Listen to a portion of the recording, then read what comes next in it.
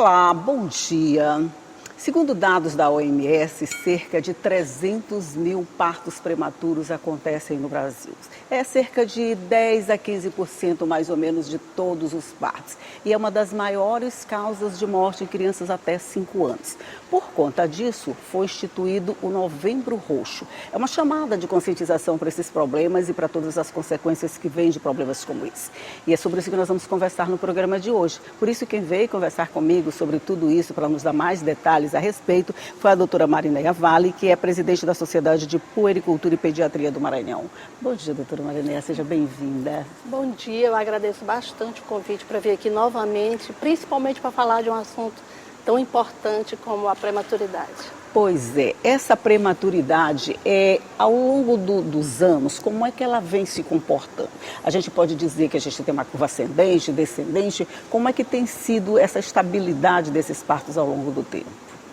Infelizmente, a prematuridade, a prevalência da prematuridade, ela varia 10, 12, no Brasil, no mundo inteiro, ela, dependendo dos países, ela pode ir até 15%, ela é meio estável, vai para 11%, 12%, 10%, mas ela, infelizmente, ela não decaiu nos últimos 10 anos, digamos assim. E tem alguns fatores, ou vocês já determinaram os fatores que levam a esse índice que a gente pode considerar alto, né? Muito alto. Tem fatores maternos, tem fatores ambientais e tem fatores do próprio bebê e tem aqueles que você nem sabe e nasce prematuro. Os fatores maternos, as morbidades maternas são muito conhecidas, hipertensão, diabetes, insuficiência renal, outras doenças crônicas da mãe. Do meio ambiente, tem nutrição, tem condições de vida, né, que aquelas mães, aquelas famílias vivem, e dos bebês tem as malformações, tem uma condição importante materna, que é também o parto cesariano eletiva, tem a fertilização in vitro, tem a gemelaridade, tem a gravidez na adolescência, são muitos fatores que podem levar à prematuridade. Mas também existem fatores ocultos que você não identifica, mas que os bebês nascem prematuros. Quer dizer que podem ter fatores que durante todo esse processo, esses 9 meses de gestação, não são conhecidos e que vai se manifestar na hora do parto? Isso. Quando entra em trabalho de parto prematuro, quando entra em trabalho de parto, né? Exatamente. Esses fatores todos que a senhora citou, hipertensão, diabetes, essa coisa toda, ao longo do pré-natal, ao longo dos 9 meses de preparo para esse parto, eles podem ser revertidos, vocês podem de alguma forma evitar a ocorrência de um parto prematuro? Ótima pergunta. Dependendo da causa, como você acabou de falar e eu já tinha dito antes, você pode sim, tanto que o pré-natal, um pré-natal de qualidade, ele é importantíssimo para reduzir a prevalência de prematuridade. Uma vez que você identifica alguma situação nesse pré-natal, e aí a condução deve ser feita de acordo com você conseguir um transporte seguro, você conseguir uma instituição adequada, com equipe especializada, com equipamentos para aquela mãe e para aquele bebê, a prematuridade pode ser evitada sim. Ótimo. Só que nem todo mundo tem acesso a um pré-natal bem feito, vamos dizer, ou até mesmo a um pré-natal. A gente não está nem falando bem feito, a gente está falando do pré-natal, da assistência durante esses 9 meses, para que esse parto seja seguro e de preferência sem prematuridade. Qual é a situação aqui no Maranhão? A gente pode dizer que a gente tem um acesso facilitado dessas mães a esse serviço. Como é que a senhora classificaria a nossa situação? Nos últimos anos, aumentou bastante as possibilidades de acesso para esse bebê que nasce pré-termo, né? Nós temos muitas unidades, nós temos o HU, que é a referência nacional, com o método Canguru, temos a máquina, que é referência estadual, e temos outros serviços também em municípios do interior do Maranhão que já oferecem leitos de unidade neonatal. Então, isso melhorou muito nos últimos 10 anos em relação ao acesso àquele leito. O que a gente ainda busca, o que a gente ainda questiona, o que a gente ainda discute, é a qualificação desse atendimento para esse recém-nascido e depois o acompanhamento que deve ser feito no mínimo até 7 anos, pensando nas sequelas dessa prematuridade que podem acontecer e devem ser acompanhadas por uma equipe especializada. Pois é, nós vamos já tratar depois do parto. Aí, se a gente tem um hospital de referência, a gente tem o HU, que é uma referência nacional nesse atendimento. Se a gente tem essa referência, a gente não deveria ter esse atendimento, vamos dizer assim, mais facilitado, mais ao alcance de todas as mães que precisam de um atendimento qualificado nessa situação? Dependendo da unidade, eles têm. Por exemplo, o HU ele tem uma enfermaria de gestação de risco.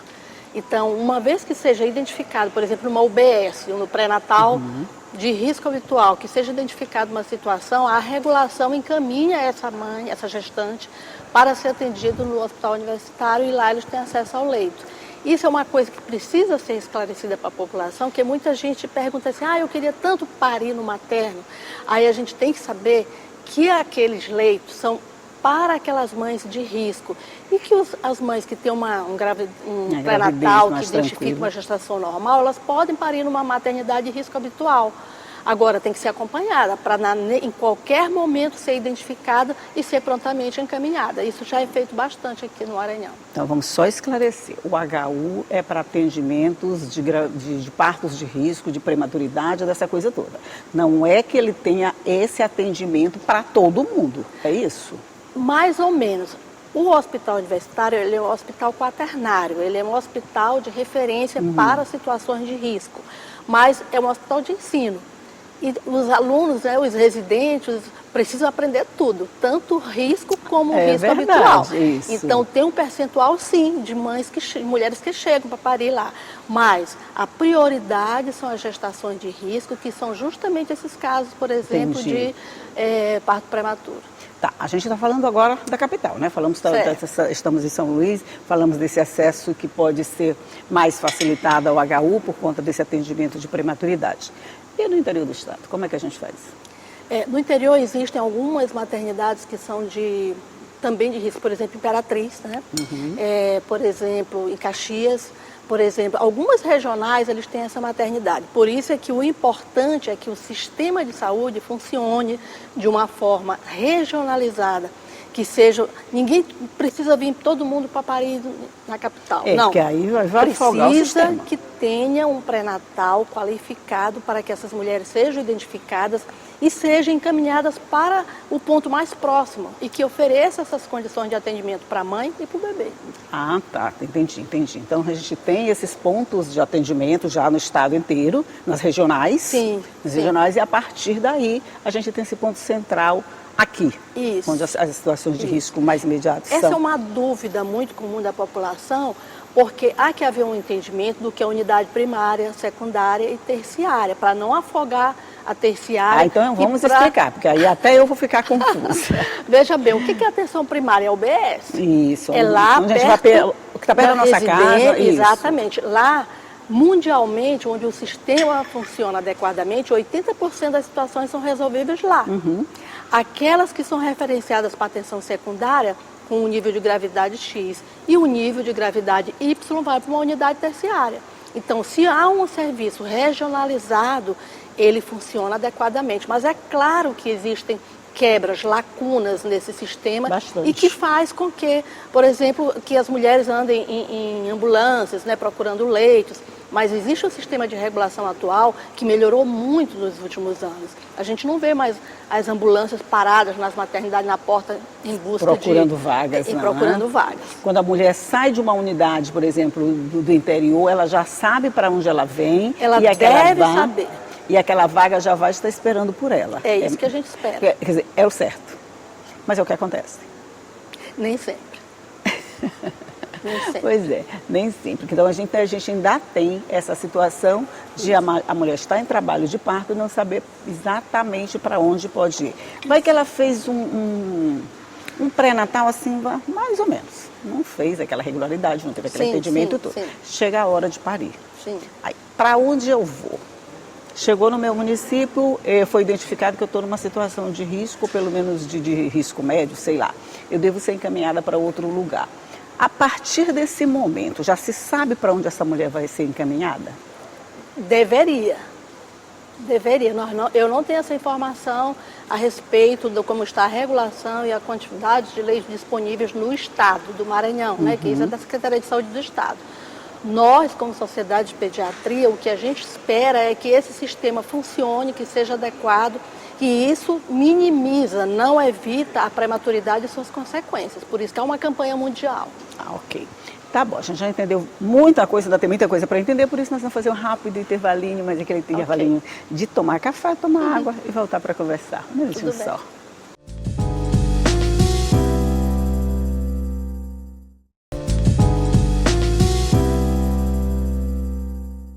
Já estamos de volta conversando aqui sobre o Novembro Roxo e a chamada de consciência, de conscientização ou de atenção para a prematuridade dos partos. A gente pensa que é coisa pouca, que não acontece com a gente, não acontece perto da gente, que nada, são muitos.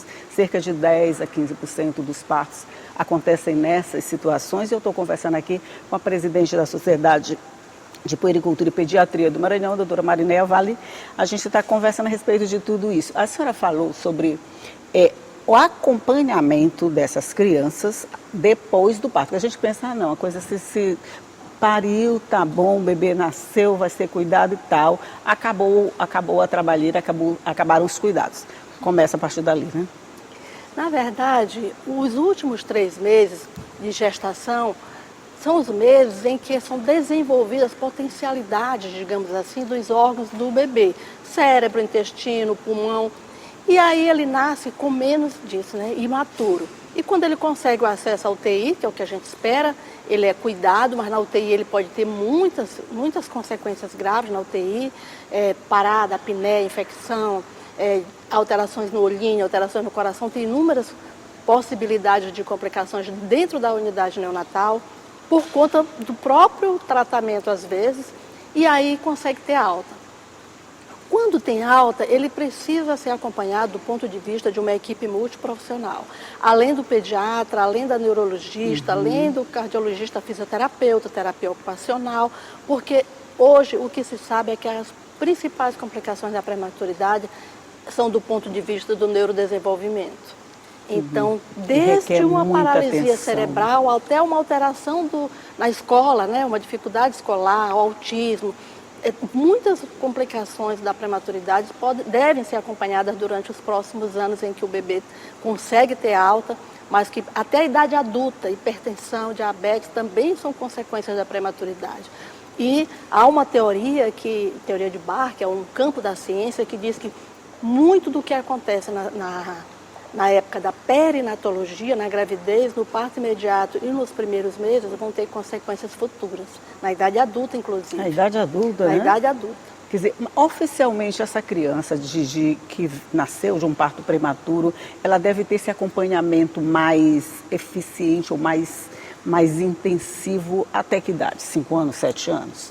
É uma ótima pergunta. Quando a gente fala que ele pode ter complicações na vida adulta, a gente se pergunta, como eu vou fazer? Como é que faz esse acompanhamento? Normalmente, esse acompanhamento, que é muito frágil no Brasil, são poucas unidades que fazem o acompanhamento desse recém-nascido pré-termo no Brasil, infelizmente. No hospital universitário, por exemplo, nós acompanhamos até a idade de 7 anos. 7 anos, até a idade de 7 anos são acompanhados, mas o ideal é que esse acompanhamento, por exemplo, insuficiência renal é uma complicação da prematuridade. Ele nasce com um número menor de néfrons e para. Depois que ele nasce, não se completam os néfrons que vão fazer toda essa filtração, que vai fazer toda a fisiologia renal. Então, todas essas complicações, elas podem acontecer ao longo da vida. Mas a gente estimula um ponto de corte de 7 anos, que é o que é factível nos dias de hoje, considerando que nem mesmo até essa idade você consegue ainda...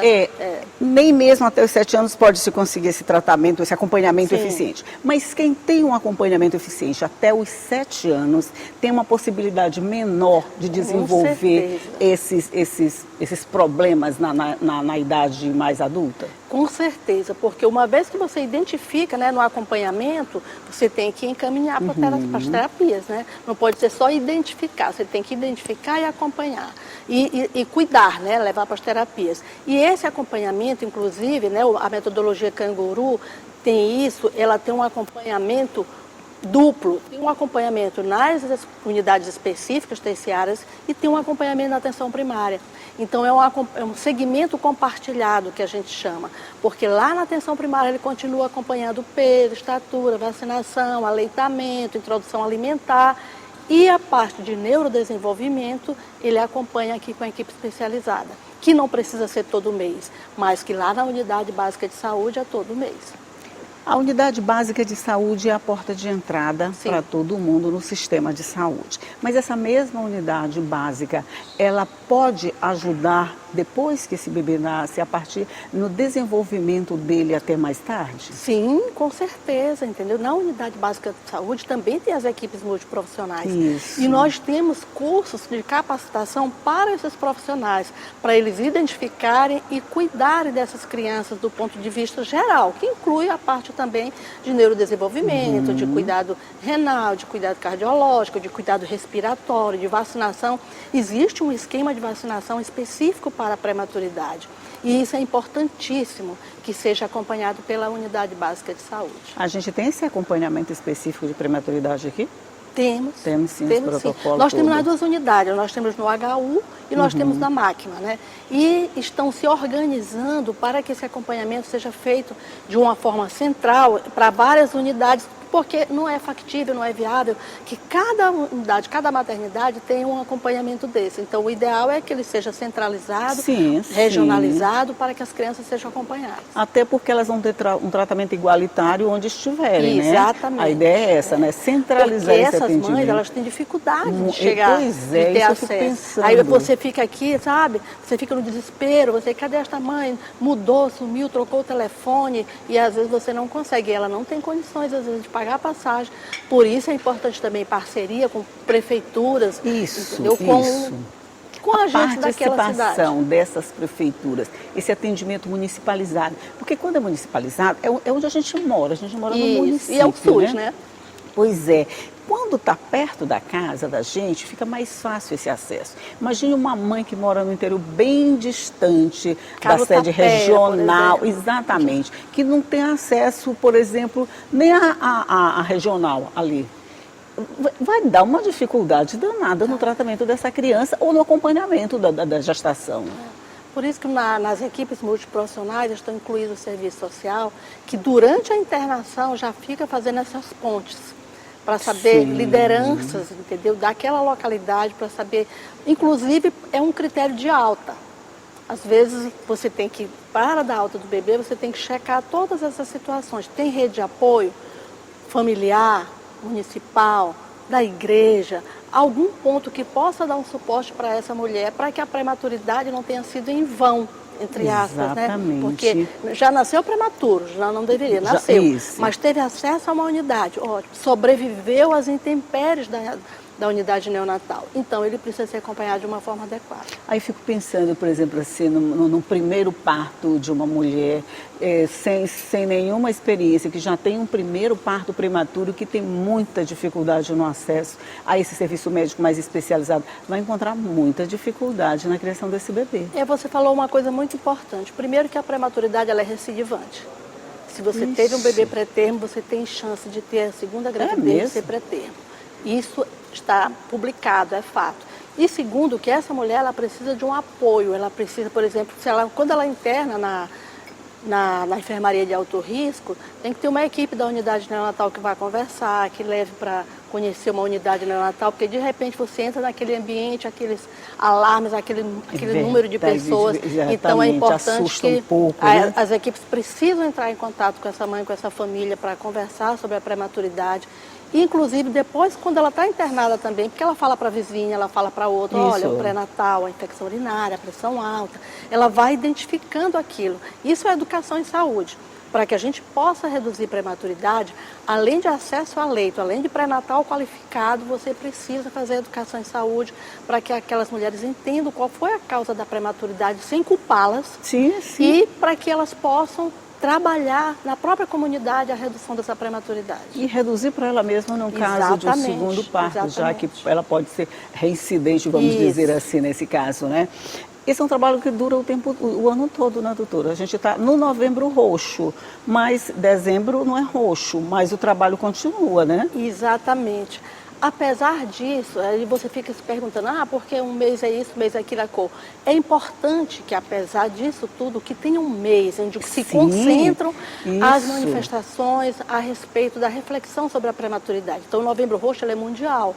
E porque a prevalência mundial da prematuridade, ela muda de país para país, dependendo das situações socioeconômicas, né, de assistência e saúde, mas ela é mundial. Então, no novembro, existem várias reflexões e busca de parcerias, porque você vai ver, por exemplo, já conseguimos a licença maternidade diferente. Antes ela tinha licença maternidade na hora que ela paria. Hoje a licença, agora é lei, só vai valer a partir do momento que ela tem a alta e o bebê. Porque já ganhou uns dias aí na frente, óbvio, né? Que às vezes eles ficam 2 meses internados. Ficam 2, 3 meses internados. E aí ela terminou já gastou Exatamente. Então, a partir de agora, ela vai ter direito... A licença dela só começa quando o bebê tem alta. Tem outras situações que você vai buscando. A própria lei agora de licença paternidade, que aumentou para 30 dias, entendeu? Né? Porque a mulher ela fica sozinha, sobrecarregada, com o bebê prematuro, com outras isso. crianças em casa, com dificuldades na sua casa, porque a gente pede, né, a gente solicita como ciência, como médico, que esteja lá 24 horas, que coloque o bebê no contato pele a pele, e a gente se pergunta, quem está cuidando da casa dela? Quem está cuida cuidando dos outros filhos, exatamente. Mas então, novembro é roxo, mas os cuidados continuam roxos o ano inteirinho, gente, porque nasce bebê todos os dias, e todos os dias pode nascer um bebê prematuro que precisa desses mesmos cuidados que a gente falou na campanha Novembro Roxo. Então, que todos os meses sejam roxos, né, doutora? Exatamente. Olha, doutora, Marinéia, vale muito obrigada por sua participação aqui mais uma vez, por compartilhar todas essas informações, todos esses conhecimentos, para me ajudar a fazer o café de hoje. Eu queria só finalizar fazendo um convite, né? No dia 16, nós temos a Corrida da Prematuridade. O objetivo da corrida é chamar a atenção. Próximo domingo. Próximo domingo. Então, que os profissionais de saúde, as famílias, as crianças, vai ter a corrida das crianças, vão levá-los de uma forma significativa, porque são sobreviventes da prematuridade, vão estar lá. Então, a gente convida toda a comunidade, todo o público, do domingo, dia 16. Aonde? Sair da litorânea, da Praça do Pescador. Da Praça do Pescador, exatamente. Ótimo, então tá aí, você já está convidado para uma atividade bem legal que acontece no próximo domingo. Se você tem filho prematuro, tem ninguém prematuro na sua família, não tem importância, vai lá e dê apoio à causa. É isso que se precisa, de parceiros e de pessoas antenadas com problemas do outro, que de alguma forma pode dar algum tipo de help, de ajuda, de socorro para essas pessoas. Mais uma vez, muito obrigada e bom dia. Eu é que agradeço estar aqui e conte sempre conosco. Obrigada. Obrigada, bom dia para você também. Tchau e até a próxima.